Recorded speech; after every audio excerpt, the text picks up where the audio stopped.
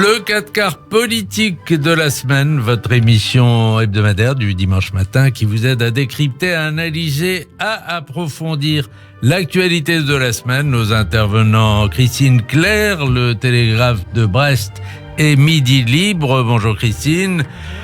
Michael Darmon, journaliste politique. Bonjour Michael. Bonjour à tous. Alberto Toscano, presse européenne. Bonjour. Nous faisons un débriefing de l'élection présidentielle, les perspectives de recomposition politique, la préparation des législatives, le renforcement d'Emmanuel Macron sur la scène européenne. Si on devait résumer les résultats de dimanche dernier, on dirait que Emmanuel Macron a été réélu, mais que l'extrême droite est à un niveau historique. C'est quand même le meilleur score obtenu par l'extrême droite. On peut dire que c'est un record, Michael Darmon.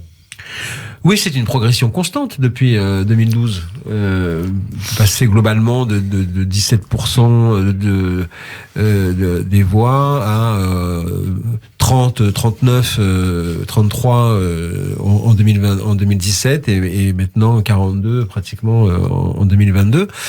Donc c'est de ce point de vue-là, il y a une évolution et à chaque fois un ancrage et une dédiabolisation, une normalisation même qui s'installe vis-à-vis de ce parti. Et pour moi, l'événement majeur, je dirais, concernant la progression de Marine Le Pen, c'est son score dans les territoires d'outre-mer, où elle est largement en tête dans ces territoires, où elle a converti le vote de Mélenchon, qui était arrivé en premier tour en tête, en vote largement pour elle, ce qui veut dire que elle capitalise le vote de colère, le vote protestataire, et en même temps un vote d'adhésion. Donc de ce point de vue-là, c'est assez notable. Et une fois de plus, ce que l'on peut constater, c'est que à la fin de cette élection et à la fin de maintenant on dit premier quinquennat d'Emmanuel Macron, eh bien les extrêmes sont en situation d'alternance.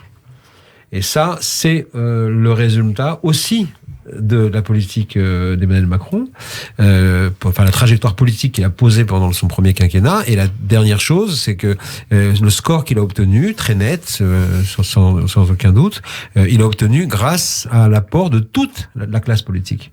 Marine Le Pen a fait ce score toute seule. Alors, si on entre un peu dans les détails, on va le faire avec tous les trois, on s'aperçoit que le vote ouvrier s'est exprimé largement pour Marine Le Pen à 65%, 38% seulement pour Emmanuel Macron, et Emmanuel Macron qui engrange 78% du vote des diplômés. Est-ce que c'est un retour à la bonne et vieille lutte des classes? Michael. Non. Parce que de ce point de vue-là, pour qu'il y ait lutte des classes un peu à l'ancienne, il faudrait encore qu'il y ait un monde ouvrier qui soit structurant vraiment dans l'organisation politique et dans les votes et dans les revendications sociales. Alors ça n'est pas le cas. Moi je crois que au fond ce qu'elle capitalise aussi, c'est une fois de plus une certaine désespérance sociale, un déclassement des petites classes moyennes qu'on a vu s'exprimer très lourdement durant les Gilets jaunes, qui restera le conflit matriciel, le soulèvement, je dirais, vraiment qui a déterminé ensuite cette espèce de clivage entre les élites et le peuple, pour faire vite, et cette déconnexion. Et de ce point de vue-là, c'est l'enjeu aujourd'hui d'Emmanuel Macron, qui a beaucoup dit, j'ai compris, j'ai écouté, je vais changer. On l'a tellement entendu que maintenant, il faut qu'on le voit à l'œuvre. Dans un autre, si on prend le vote par génération, notamment le vote des 25-35 ans, 48% pour Emmanuel Macron, 52% pour Marine Le Pen. Là aussi, il y a une fragmentation, les jeunes contre les boomers. Le président, certes, a été élu et bien élu. Est-ce que ces chiffres ne révèlent pas quand même une France fracturée? Est-ce que la menace, notamment d'un troisième tour agité par les Insoumis et par le Rassemblement national ne doit pas être pris au sérieux. Christine Claire. Mais moi, je crois que c'est un retour de la lutte des classes. Oui, absolument.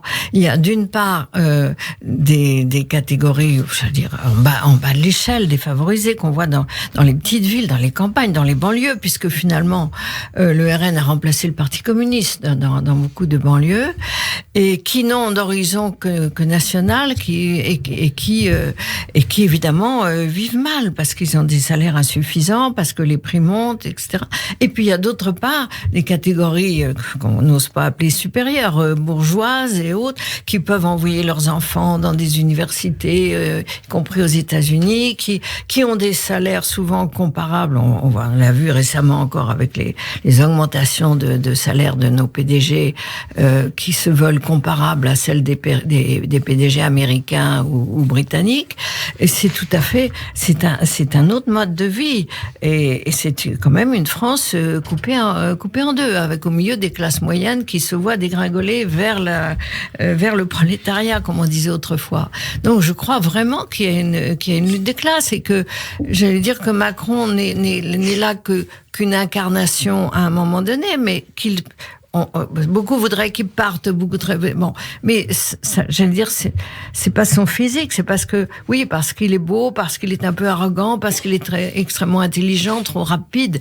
Mais si c'était pas lui, on se souvient de Giscard, c'est une nouvelle, j'allais dire, une nouvelle incarnation du même type. Ça serait un autre, mais de toute façon, il est vrai qu'il y a deux France, il y a probablement deux Grande-Bretagne et deux Espagne et deux Italie. Je parle sous le contrôle d'Alberto. Il y a un problème de lutte des classes, c'est évident. Il y en a au moins 3 ou 4. Oui. Non, mais c'est évident. Il y a une classe supérieure qui a des salaires phénoménaux, des maisons un peu partout, et des enfants qui vont dans les meilleures écoles, les meilleures universités, et puis une autre qui se sent assignée à résidence, si je peux dire, avec un avenir qui ne lui donne pas confiance. Mais est-ce que c'est la faute d'un homme? Est-ce que c'est la faute d'un système international? Que peut-il faire? Alors évidemment, l'opposition réclame qu'on augmente les impôts, qu'on rétablisse l'impôt sur la fortune. Bon, on fera partir les riches, et puis voilà, puis il y aura moins d'emplois. Donc c'est vrai que c'est très difficile à régler, et c'est un problème international qui ne dépend pas que d'un homme, même s'il en est actuellement l'incarnation. Alberto Toscano. Christine a raison quand elle dit que chacun de nos pays est un pays divisé. Oui. L'Italie est divisée, l'Allemagne est divisée, la Grande-Bretagne est divisée, et on pourrait continuer. Je crois qu'il y a quand même une particularité française, dans le sens que, on est tous d'accord, je crois, que ce vote de dimanche 24 avril a été un vote qui exprimait une colère.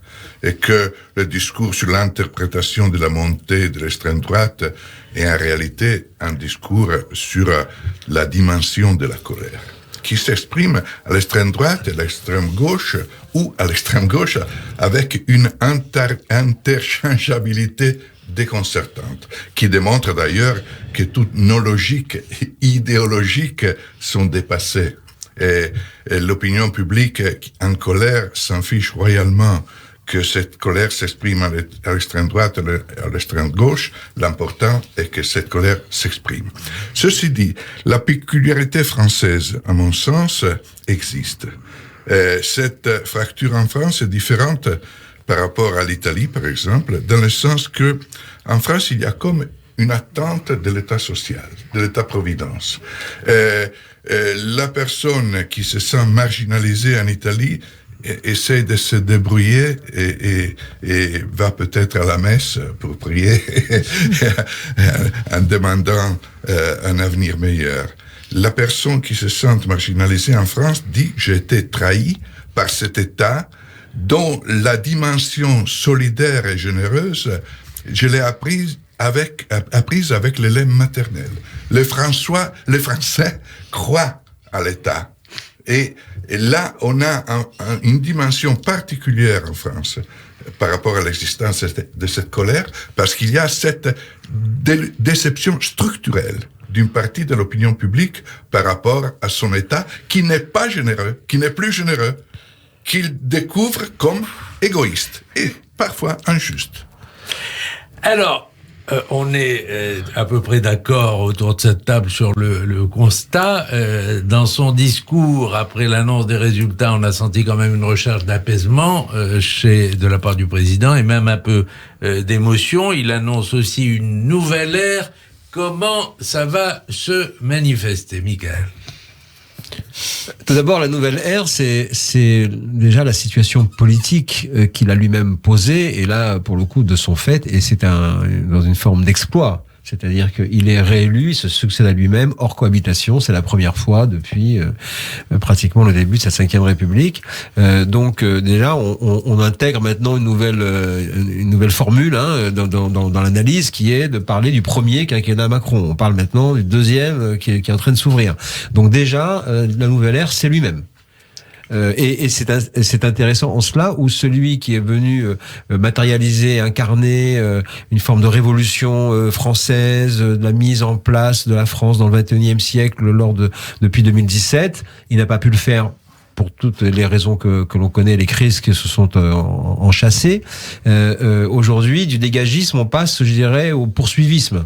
C'est-à-dire qu'il faut maintenant continuer. On a beaucoup entendu à chaque fois qu'il a pris la parole durant sa campagne présidentielle de dire on a commencé, il faut continuer. On a commencé, il faut continuer. Donc la difficulté est de pouvoir incarner quelque chose de nouveau, sachant qu'en fait il veut poursuivre ce qu'il a déjà en tête. Mais bien sûr, l'autre affaire nouvelle, c'est que on a donc pour la première fois depuis très longtemps un président qui a les mains libres. Que va-t-il faire ?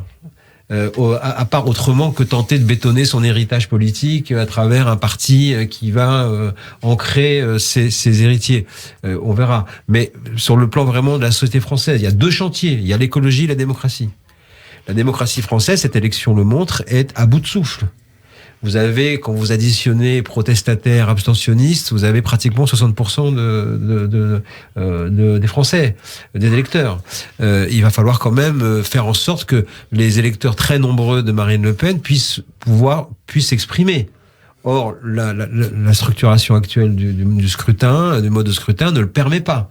Donc, il va falloir quand même qu'on réfléchisse à cette manière d'instaurer de la délibération, de la respiration démocratique, peut-être changer le rythme du mandat, peut-être reconnaître le vote blanc, une grande demande du grand débat qui a été fait après la crise des Gilets jaunes. Donc, il y a ce chantier. Et puis, il y a bien évidemment l'écologie. Il est temps, enfin, et sincèrement, et pas comme ça a été fait jusqu'à présent, vraiment d'aller vers une transformation de la société liée aux enjeux climatiques, parce que la génération climat très angoissée, qui porte l'éco-anxiété, est celle qui se retire du système politique beaucoup, et ça c'est aussi un enjeu. Alors que va-t-il faire ? Il y a déjà un agenda, le Premier ministre va remettre sa démission, et le président va nommer un nouveau Premier ministre qui est sur les rangs. Vous qui connaissez le personnel politique par cœur, cher Alors là, je me risquerais à aucun, évidemment, sûrement pas ceux qu'on met en avant actuellement comme des leurs. Enfin, je crois vraiment pas Elisabeth Borne, mais vous savez, et j'aimerais bien que ce soit une femme, mais pour le moment, je n'en vois pas qui pointe. Donc c'est vraiment de toute façon. Il y a l'ami d'Alberto, Nathalie Kosciusko-Morizet. Oui,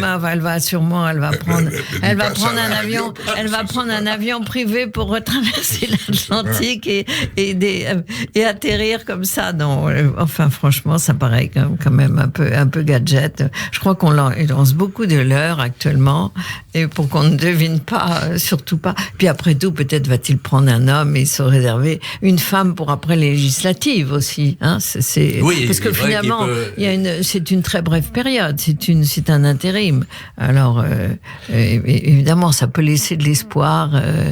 Oui, la question, c'est celle du rythme. La question, c'est celle du rythme. Qui vont sortir comme une reconnaissance d'être Premier ministre pendant 2 mois, oui. Oui, voilà, c'est la question, c'est avec qui il pose là la campagne législative. Oui. Est-ce que c'est avec Castex pour la dernière mission de combat politique, et ensuite il tiendra compte de ce qui sort des urnes et de la composition de l'Assemblée nationale, tel qu'il a dit dans sa dernière interview sur France Inter avant l'élection. Donc on verra si c'est cela, ou est-ce qu'il pose d'emblée une personnalité qui est celle qui va être chargée d'insuffler, de conduire, de gagner un peu à l'ancienne, je dirais. Donc quelque part là aussi, il y a cet enjeu de s'il veut renouveler.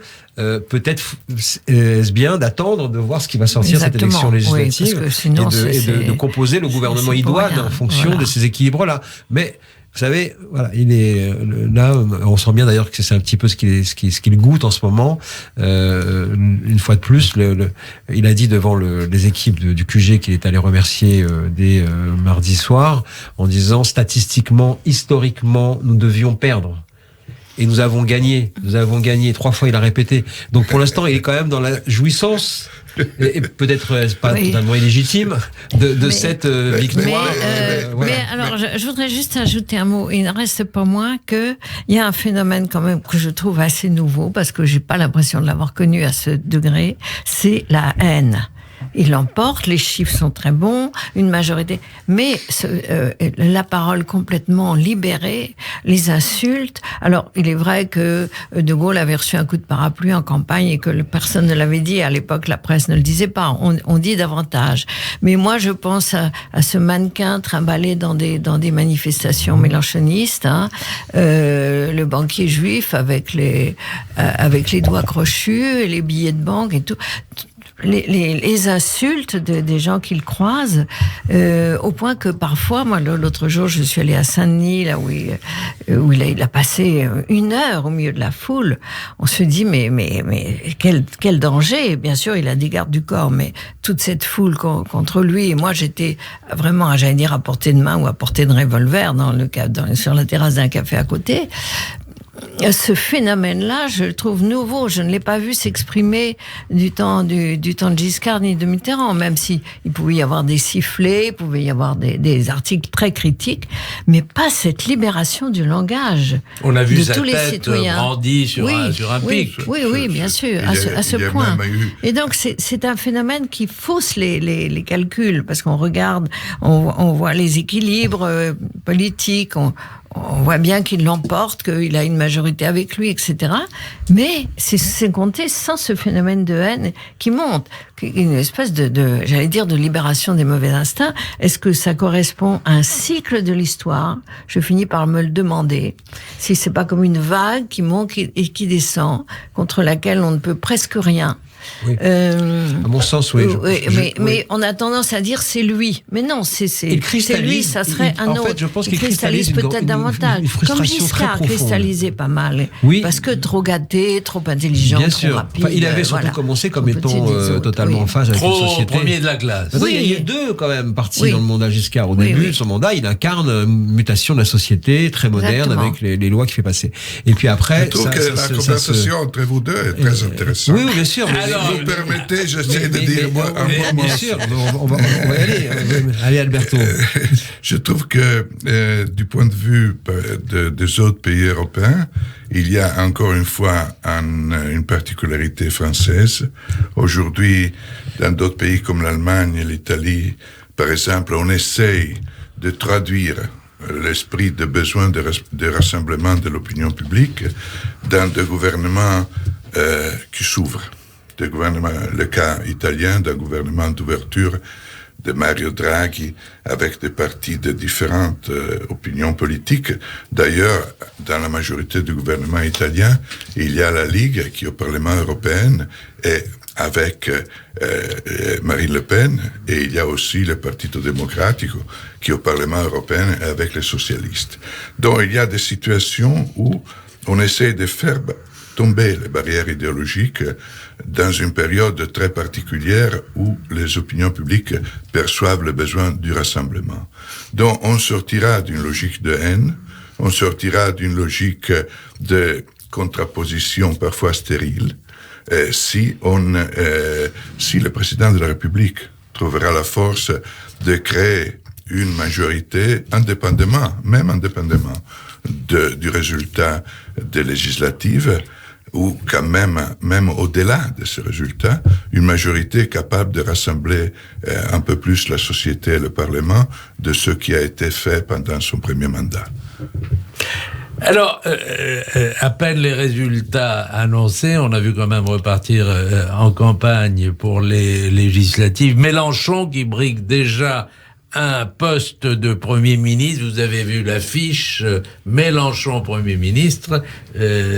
Madame Le Pen qui revendique un contre-pouvoir. L'un et l'autre n'ont pas tardé à se remettre sur les starting blocks avec, pour Mélenchon, une idée de cohabitation même derrière la tête. Oui, c'est une idée assez géniale sur le plan de la communication, c'est vrai, parce que il fait en sorte que ça finisse par se banaliser.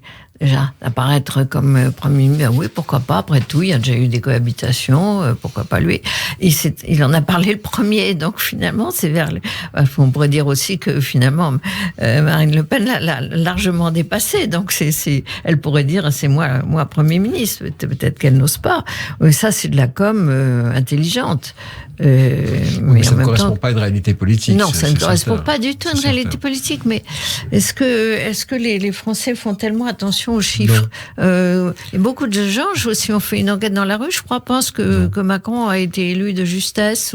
Et puis même le fait de connaît pas les chiffres, on ne voit qu'à travers ils connaissent pas tant les mécanismes. À travers ses propres lunettes. Non, il a fait, c'est vrai, il a fait un coup politique parce qu'il fallait immédiatement d'abord desserrer l'étau du débat Le Pen-Macron de l'entre-deux tours. Et donc il fallait rentrer sur le ring. Et puis il l'a fait pour envoyer le message en disant c'est maintenant à l'Assemblée que les choses peuvent se passer. Donc il fallait qu'il maintienne ses électeurs mobilisés, parce qu'il a donc bien analysé quand même les résultats. Il y a effectivement non seulement une mobilisation pour lui, mais une décomposition totale du côté des autres forces de gauche, enfin on va dire formation, et dont on voit d'ailleurs aujourd'hui maintenant le début des discussions et qui sont pas prêtes forcément d'ailleurs d'aboutir. Si je peux dire un mot, Alberto. Alberto, on va le solliciter. Il faut quand même ajouter à ça que Mélenchon n'est pas un homme seul, mais quand on regarde son équipe, là vraiment ça fait peur. Quand j'entends Raquel Garrido, là, on va tous à la guillotine. Elle et son mari, ils s'engraissent, ils s'enrichissent sur le système, mais enfin bon, évidemment, on va nous couper la tête à tous. On va évidemment couper la tête des grands chefs d'entreprise. Il n'y aura plus d'entreprise, ça sera très bien, et ainsi de suite. Ce qui est derrière Mélenchon, faut mieux pas trop les montrer quand même. C'est les gens qui sont emballés par Mélenchon, quand ils regardent l'équipe, ça les refroidit. Alberto, quand vous voyez cette affiche, qu'est-ce que ça vous inspire? Non, mais je dis, pour rebondir sur ce que Christine vient de dire, heureusement qu'on a un certain âge, donc si on va nous couper la tête quand même, on a un peu vécu jusqu'aujourd'hui. Je crois que la gauche, si elle a un espoir de gagner, c'est en se situant dans une dynamique de réforme et pas dans la dynamique extrémiste et parfois visiblement intolérante de M. Mélenchon. Donc, si le rassemblement à gauche est fait sur la base de Mélenchon, alors on peut déjà dire que la gauche n'a aucun espoir d'avoir une position de force dans la prochaine Assemblée nationale. Par contre, compte tenu que ces élections sont le fruit d'une réalité de base et les candidatures sont choisies aussi, et j'imagine surtout, à la base des réalités locales, alors là, les socialistes pèsent et je crois que les socialistes feront valoir leur position sur le territoire. Alors, gardez le micro, on va vous solliciter dans un instant sur l'Europe. Et on va parler dans un instant, mais on marque une pause tout de suite et le 4 quarts politique de la semaine revient dans un instant. Le 4 quarts politique de la semaine revient avec Christine Claire, Michael Darmon, Alberto Toscano. Alberto, l'Europe, dans l'ensemble, a plutôt bien réagi. Je pense que vous serez d'accord tous pour le dire aux résultats. Et on est d'accord qu'Emmanuel Macron sort renforcé sur la scène européenne. Ah, sans aucun doute. Mais l'Europe est macroniste. Et là, il n'y a pas l'Italie. En Italie, la popularité de Macron est largement supérieure à la popularité de Macron en France. D'ailleurs, il pourrait devenir président de la République en Italie pendant la période de quelques années où il sera pas encore président la prochaine fois en France. Je crois que les Européens sont rassurés. Ils ont besoin d'une France stable. Là, c'est la principale raison pour laquelle ils étaient absolument favorables à Emmanuel Macron. Même ceux qui politiquement ne sont pas de son bord politique souhaitaient sa victoire. Et la France aujourd'hui est plus stable qu'avant. On verra d'ailleurs le résultat des législatives pour confirmer cette opinion. Mais ça rassure sans doute les Européennes et en particulier les Allemands et les Italiens. Alors, en attendant, la question qui va se poser dans les tout prochains jours, c'est la recevabilité de la demande d'adhésion de l'Ukraine à l'Union européenne. Est-ce qu'il y aura une adhésion? Est-ce qu'il y aura une autre forme de coopération avec l'Ukraine? Tu peux avoir une adhésion, il faut être candidat à l'adhésion. Donc la première démarche, que la demande d'adhésion soit considérée recevable, qu'il y a, comme c'est évident, une période de candidature qui peut durer, dans le cas de la Turquie, dure depuis la nuit des temps. Donc on verra. Évidemment, cet élément va jouer dans les futures négociations de paix. Donc on va avoir une phase d'une diplomatie très compliquée et tous les éléments joueront aussi pour faire accepter éventuellement certaines conditions à l'Ukraine. Alors, on dit ici et là qu'il y a une date importante à retenir, c'est le 9 mai à Strasbourg. On fêtera l'Europe ce jour-là, et à Moscou, peut-être aussi à Mariupol, on fêtera l'anniversaire de la victoire contre l'Allemagne nazie. Ce sera en fait le 9 mai de Moscou contre le 9 mai de Strasbourg. Chacun des pays qui ont gagné la Seconde Guerre mondiale a le droit de la fêter, de célébrer cette date. Oui, mais pas à Mariupol. Pas à Mariupol. C'est bien sûr que pas à Mariupol. C'est dans le contexte d'une tragédie, et chacun, cette tragédie, la vit à sa façon. S'il y a un souhait, je crois, des Européens tous ensemble, et que cette absurde agression russe à l'Ukraine puisse se terminer dans des conditions d'un accord et pas dans des conditions d'une solution militaire dont d'ailleurs je vois pas la possibilité concrète. Christine Claire. Non, je me demande si ça peut se terminer en dehors de la mort de Poutine, mais comme personne n'osera l'assassiner aujourd'hui, c'est pas possible, trop gardé, trop protégé. Mais c'est effrayant. Moi, je n'oublie pas que sans les Russes qu'on appelait à l'époque soviétique, eh bien la France n'aurait pas été libérée parce que le débarquement n'aurait pas suffi si les Russes n'avaient pas occupé ce front de l'Est, occupé les Allemands sur le front de l'Est. Donc on leur garde une grande reconnaissance, mais actuellement, j'allais dire, on ne les reconnaît pas. On ne les reconnaît pas. On ne reconnaît pas la Russie de Tchekhov, la Russie qu'a connue Diderot quand il est allé voir la Grande Catherine. C'est plus la Russie qu'on aimait, qu'on admirait. Alors on leur ment tellement qu'ils sont complètement à la dérive, j'allais dire psychologique. Mais juste un mot sur l'Europe, parce que on parlait de Macron. Moi, je pense que Macron, après 2 présidences, il est vrai qu'il peut pas postuler à une 3e, sauf en laissant passer. Mais je pense qu'il postule à la présidence de l'Europe. C'est clair. On met pas des drapeaux européens comme ça à chaque occasion. Moi, je crois qu'il y a la présidence du monde. Mais c'était le rêve de Giscard qu'il veut réaliser pour lui, bien sûr. Et là, il fera le détour dont vous parlez. Comme vous disiez très justement, il est plus aimé en Europe qu'il n'est aimé en France. Et il veut réaliser ce rêve d'une Europe unie qui s'accélère à la faveur, si l'on ose dire, de cette guerre d'Ukraine. Et c'est quand même pas un hasard. Pourquoi met-il des drapeaux européens partout, y compris quand il ne met pas de drapeau français, ce qui est quand même un peu gros à l'Arc de Triomphe. il y a un plan, à mon avis, là, il y a un plan. Et la pauvre Brigitte Macron n'est pas débarrassée du pouvoir et des honneurs. Oh, si tant est qu'elle en est vraiment envie. Michael Darmon. Oui. Mais oui, bien sûr. Elle a l'air, c'est bien tenu dans la cérémonie. Justement, oui. Elle a l'air d'en avoir envie. C'est bien ce que je dis, oui. Bon, Bien sûr, si tant est qu'elle a vraiment envie de s'en débarrasser, c'est ça que je voulais dire par rapport à ce que disait Christine. 50 plus, et 50 plus. Oui, 50 plus, et 50 de mieux, dit le président de la République. Non, c'est vrai que d'abord, l'Europe en ce moment est engagée, à mon sens, quand même dans une partie vitale. Lorsque cette commission a été composée après les dernières élections européennes, il a été posé que ce serait la commission de la fin de la naïveté, du rapport de force géopolitique et de la souveraineté européenne retrouvée qui allait s'assumer comme une Europe puissance. À l'époque, c'était que des mots. Aujourd'hui, c'est maintenant le défi. Voilà, parce que il y a la guerre qui est revenue en Europe. C'est quand même extrêmement, totalement nouveau pour notre génération, pour une Europe qui a été éduquée, et des Européens qui ont été éduqués dans le fait qu'il n'y aurait plus jamais la guerre.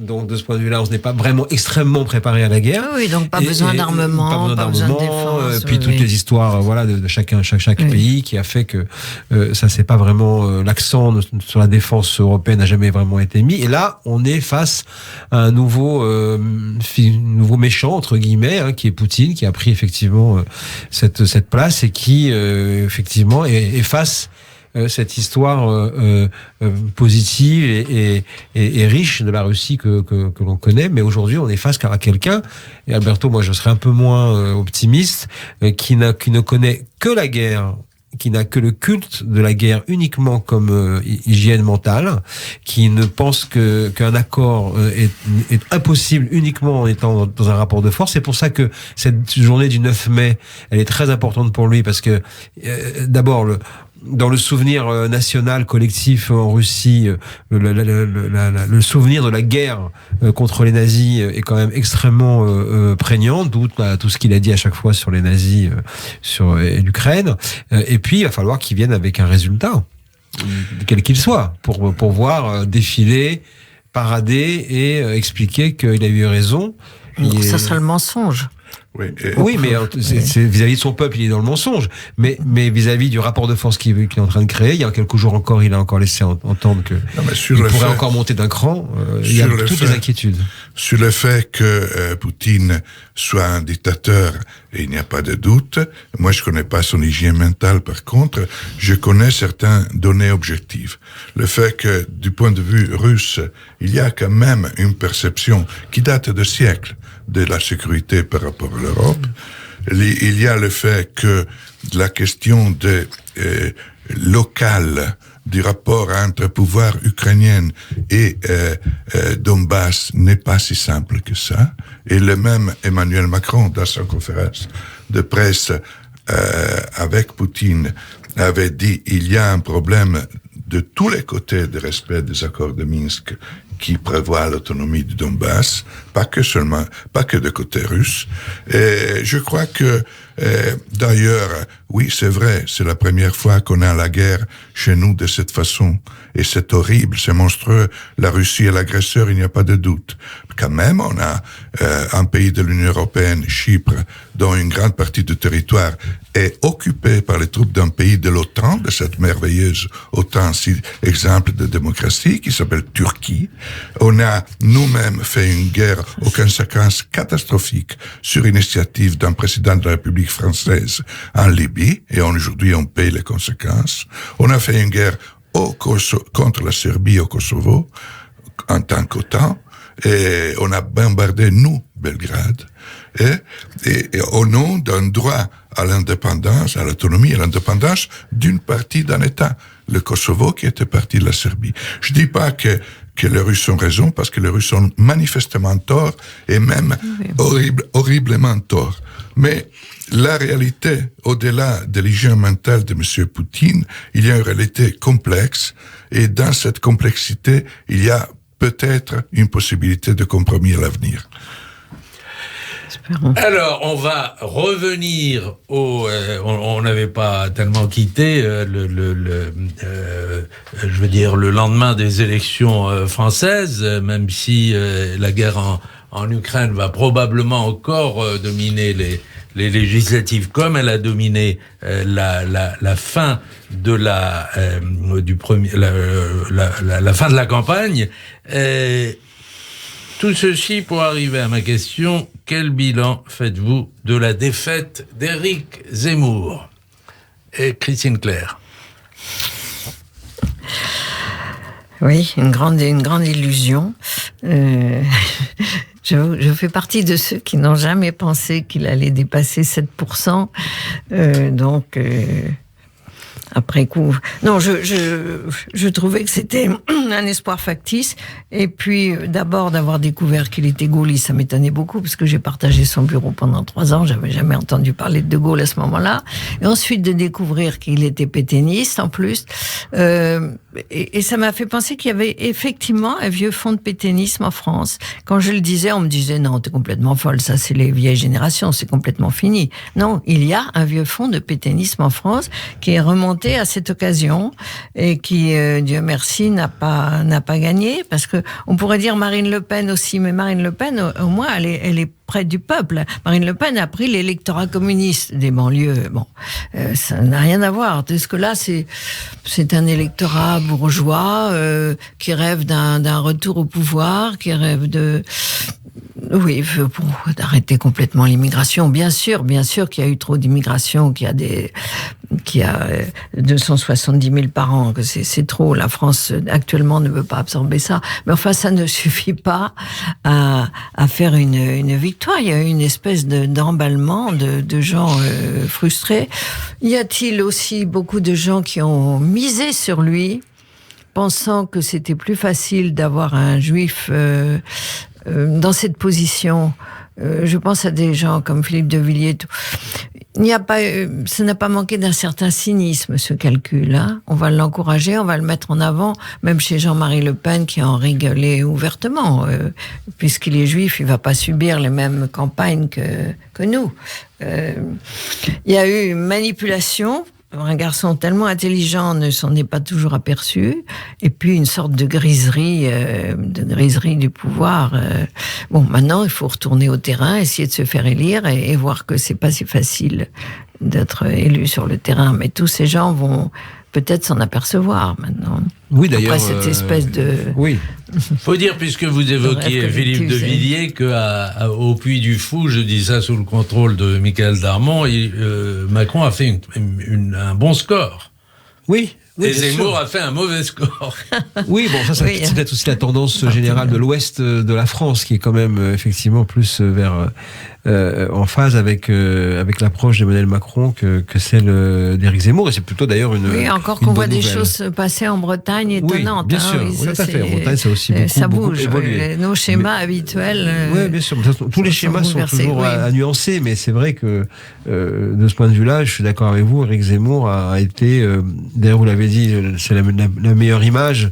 C'est une grande illusion, mais lui-même est victime d'une grande illusion qui s'est créée lui-même. D'ailleurs, ce qui est intéressant, c'est que c'est vous-même, d'ailleurs, Shlomo, qui avait fait exprimer l'intellectuel qui a découvert cela, que la maison d'édition à compte d'auteur qu'avait créé Éric Zemmour pour son dernier livre s'appelait Rubempré, et que Rubempré c'était justement le héros de la grande illusion, et que ça racontait peut-être déjà, sans le vouloir, déjà un signal sur ce qu'il était vraiment, c'est-à-dire plutôt factice, plutôt étoile filante et plutôt destiné à sortir du paysage. Effectivement, on n'était pas nombreux à dire, Christine, à l'époque de l'emballement de l'automne dernier, que ça se terminerait aux alentours de 8, 9, 10. Voilà, c'est dans ces eaux-là que ça s'est terminé, parce que c'est une chose d'être un polémiste supposé talentueux, ce qui est encore à voir, et être quelqu'un qui est capable de produire de la politique publique, de diriger l'armée, d'avoir le code nucléaire dans la poche et de s'occuper des impôts des Français. On a bien compris que c'était déjà compliqué. La guerre en Ukraine là aussi, était un accélérateur de particules, a montré à quel point il manquait et de présidentialité et de capacité à écouter la société qui était en émotion et de pouvoir proposer des solutions. Oui, je crois que ça a commencé à chuter. Le meeting du Trocadéro, 1 heure de discours, pas un mot sur l'Ukraine. Et puis même toutes les déclarations avant. Toutes les déclarations ahurissant. Non, mais une étoile filante, je suis tout à fait d'accord avec ce que tu as été dit. L'étoile filante est en train de passer définitivement. Il aura beaucoup de succès à nouveau avec ses livres. D'ailleurs, il s'est mis en écrire un nouveau, apparemment, d'après ce que j'ai compris, ce qui montre bien qu'il a compris que son avenir politique revient dans les librairies plutôt. Et ça sera beaucoup plus rentable. Pour lui, bien sûr. Mais c'est pas sûr que les gens non plus se précipitent dans la librairie après l'avoir écouté non-stop il a pendant 6 mois. Il a 7% de lectorat maintenant. Oui, ça fait beaucoup de lecteurs quand même. Oui. Ça fait quand même beaucoup. Il a plus de lecteurs. J'ai pas très bien que de lecteurs. Oui, sûrement. J'ai pas très bien compris la phrase de Patrick Buisson au Point cette semaine. Il dit Zemmour, ce n'était pas une candidature de rassemblement, mais une candidature de déblaiement. Vous comprenez cette phrase ? Oui, fallait repousser les faux, la fausse droite finalement. C'était puisqu'il s'agissait de déblayer Marine Le Pen, si je comprends bien, qui était fausse droite, qui n'était pas assez engagée, pas assez. Mais il l'a pas déblayé, Marine Le Pen. Il lui a ouvert un boulevard. Si ça c'était le but. Non, mais attendez, est-ce qu'on parle du but ou du résultat ? Si on parle du but, c'est une candidature de déblaiement. Si on parle du résultat, non, au contraire, ça l'a fait monter. Il peut dire aussi que c'est des déblaiements dans le sens où ça a préparé le terrain, ça a déblayé peut-être aussi, parce que la pensée de Patrick Buisson, effectivement, elle nécessite beaucoup d'explications, ou tentatives en tout cas, et c'est peut-être ça a déblayé le terrain pour ensuite pouvoir continuer à avancer, parce que c'est ce qu'on dit tout à l'heure sur la progression des scores, déjà. Et puis, même si, évidemment, c'est jamais comparable, mais ça finit toujours un peu quand même par arriver, l'influence d'outre-Atlantique, Donald Trump a été élu après 2 mandats d'Obama. Or là, il ne se représente pas, Emmanuel Macron. La voie est libre pour celui qui prendra la succession. On n'est pas à déloger quelqu'un, on est à remplacer quelqu'un qui s'en va dans 5 ans. Donc, on verra bien. On peut rappeler aussi le rôle qu'a joué Patrick Buisson. Je pense que l'idée de réconcilier De Gaulle et Pétain, c'était son idée. Oui, bien sûr, ce qui est allé vendre ensuite après Marine Le Pen, et ce qui vend tout le temps. Est-ce qu'on peut appeler ça du déblaiement ? Oui, de déblayer l'histoire de France. Vous qui connaissez la Constitution. La réécrire. Vous qui connaissez la Constitution française, moins que moi. Emmanuel Macron, après 5 ans d'absence à l'Élysée, peut être un nouveau candidat, non ? Oui, bien sûr. Oui, bien sûr. Donc, le problème est de savoir qui sera comme président. Nicolas Sarkozy l'a tenté, voilà. bien sûr. Oui. Le problème est de savoir qui sera président de la République entre 27 et 32. Moi, je pense qu'il aura en 32, on refera cette émission. Mais il aura déjà fait 2 fois. Il y aura un trop-plein. Non, mais il aura déjà fait 2 fois, ça l'amuse plus. Après, on passe à l'étape suivante, c'est la présidence de l'Europe. C'est trop petit, la France. On a parlé tout à l'heure, mais j'aimerais bien un tour de table là-dessus. La cérémonie au lendemain des élections, la grande cérémonie devant la Tour Eiffel. Certains l'ont trouvée comme ça gentillette, d'autres sont plus sévères, l'ont trouvé un peu gnangnan, ce côté un peu limonade, quoi. Les enfants, les talons hauts de Madame Macron, la 9e de Beethoven, tout ça, comment vous avez trouvé ? Christine. Écoutez, ça m'a pas choqué ni enthousiasmé, mais franchement, j'avoue que je ne comprends pas non plus l'avalanche de critiques de certains de nos confrères, que je prends cette espèce de rejet d'une personnalité, et puis peut-être c'est chic d'être contre. parce que sinon on a l'air un peu con, quoi, d'être dans l'admiration, l'acceptation d'un résultat. Oh, c'était pas une cérémonie formidable. Les jeunes, les enfants, là, on se demandait comment on les avait fait venir là-dedans. Ils n'avaient pas l'air tellement impliqués. C'était manifestement les enfants des volontaires. Oui, c'est ça. Brigitte Macron, elle avait ses talons aiguilles, mais elle a toujours ses talons aiguilles. Ça fait partie de son look. Et au moins, ce qui est bien, c'est que ça n'a pas été trop long. Bon. Et puis, on a appris après que... C'était pas comme en 2017, effectivement. Parce qu'il a tendance à faire des discours trop longs. Et puis, on a appris après que Madame Hidalgo n'avait pas voulu illuminer la Tour Eiffel et tout. Oui. C'était vraiment minable. Franchement, c'était minable. Voilà. Donc, abstenons-nous d'être minables. Oui, moi, ce qui m'a notre président de la République, quand même. Ce qui m'a surtout marqué dans cette soirée de fin de campagne présidentielle, c'est à quel point on n'était pas dans une soirée présidentielle. On était déjà dans le début du combat pour les législatives. On a vu que les deux éliminés, quand ils ont pris la parole, constituaient autant l'événement que le président réélu, pratiquement, puisque d'ailleurs ils sont même exprimés avant lui. On a entendu Éric Zemmour, on a entendu Jean-Luc Mélenchon, on a entendu Marine Le Pen qui a donné la première information politique de la soirée en disant « Je poursuivrai mon engagement », alors qu'elle avait laissé entendre que ce serait sa dernière campagne. Et tout de suite, elle a envoyé des messages en disant « Je serai encore là ».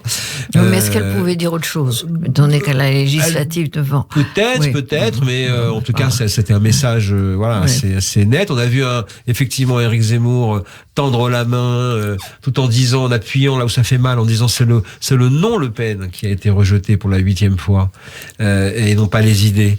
Mais dans la même phrase, mais faisons la paix. Donc comme ce qui de toute façon, il la méprise. Comme a dit Jordan Bardella, c'était une demande de mariage tout en nuance. Tout en nuance, c'est ce qui laisse encore effectivement de la marge de manœuvre pour son sens politique. Donc de ce point de vue-là, on a vu cela surtout, et on a vu donc à quel point cette campagne présidentielle n'avait pas réglé les problèmes. Alors, Alberto Toscano, et vous enchaînez s'il vous plaît sur votre coup de cœur ou votre coup de gueule de la semaine. Non, moi je trouve que la cérémonie a été une bonne cérémonie. Je pense que Emmanuel Macron a fait un discours tout à fait intéressant, parce que cette idée de rassemblement est la seule idée qui peut permettre à la France de ne pas entrer dans une nouvelle spirale style gilet jaune. Et la France a besoin de se rassembler, de se retrouver, et on verra quel sera le résultat des législatives. Mon coup de cœur de la semaine est pour tous ceux qui travaillent pour essayer d'arriver à une solution constructive, décente et réaliste de cette crise horrible. Le coup de cœur de Christine Claire. Ben moi, c'est pour les enfants qui arrivent d'Ukraine et qui entrent dans nos écoles. Et on entend partout qu'ils sont formidables, qu'ils ont de très bons résultats. Eh bien, j'espère qu'ils vont tirer par le haut nos propres élèves, parce qu'il ne faut pas oublier que la France est quelque chose comme 25e au classement international pour les sciences, pour les maths, dont nous avons tellement besoin pour nous redresser. Eh bien, peut-être qu'ils vont nous tirer vers le haut et que grâce à eux, on va faire des progrès. Michael Darmon. Je souscris, parce que au fond, je pense que c'est la meilleure des choses que l'on voit actuellement, c'est que c'est je dirais, la capacité quand même de ce pays à continuer à accueillir. Et donc mon coup de cœur, il est globalement pour une société française qui montre bien qu'elle est quand même sur des valeurs humanistes et d'ouverture, contrairement à ce qu'on a bien voulu raconter d'elle par des gens qui ne la connaissent pas, vraiment. Et je souscris moi aussi ce coup de cœur commun pour l'accueil de ces personnes qui viennent d'Ukraine, et en particulier pour ces enfants. Je souscris aussi, et nous serons 4. C'était le 4 quarts politique de la semaine, votre émission hebdomadaire du dimanche matin. Bon dimanche à tous.